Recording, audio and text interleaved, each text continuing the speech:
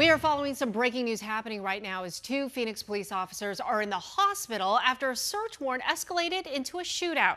Good afternoon, I'm Tram Mai. I'm Troy Hayden. Right now, a major roadway in southwest Phoenix is shut down for this investigation. 12 News journalist Sean Rice is at the scene. What can you tell us, Sean?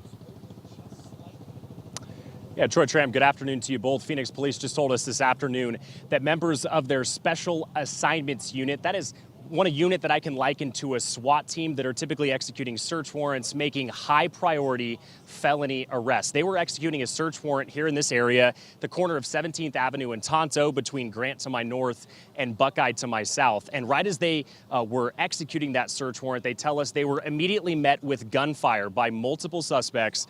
And in the midst of receiving that gunfire, they then returned fire. And that really became a shootout between those suspects and the Phoenix police officers. And in the midst of that, they tell us two of their officers were injured, and there remains a very large police presence here in southwest Phoenix. Now, Sky 12 flew over the scene right as that police presence began to grow in size. All of 17th Avenue has been shut down from Grant to Buckeye. On scene, we could see about a dozen officers donning bulletproof jackets, helmets. They were holding long guns about 30 minutes after this police shooting took place. They tell us this was an extremely dangerous situation as multiple suspects, as I mentioned, opened fire on them right as they knocked on the door of one unit. The officers' gunfire in response did strike one man, and I'm told he is at a local hospital with life-threatening injuries. This afternoon, newly appointed police chief Matt Giordano spoke about what it's like to get that call, alerting him that two of his officers have been injured in the line of duty.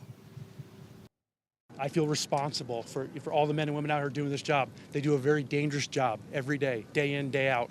I'm happy to say that I was able to go over to the hospital before I came here to the scene. Both officers are doing good, and we're hoping for speedy recoveries. And two pieces of information that remain under investigation. What kind of criminal activity were the Phoenix police officers looking into in this area?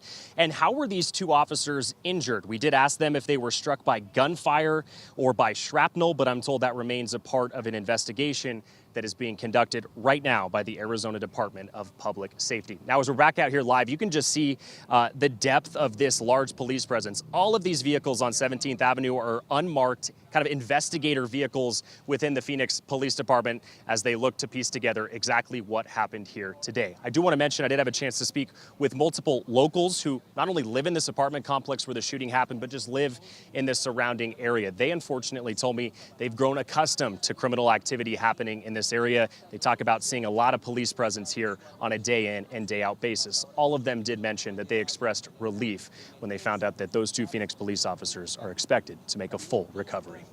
We're live in southwest Phoenix. Sean Rice, 12 News.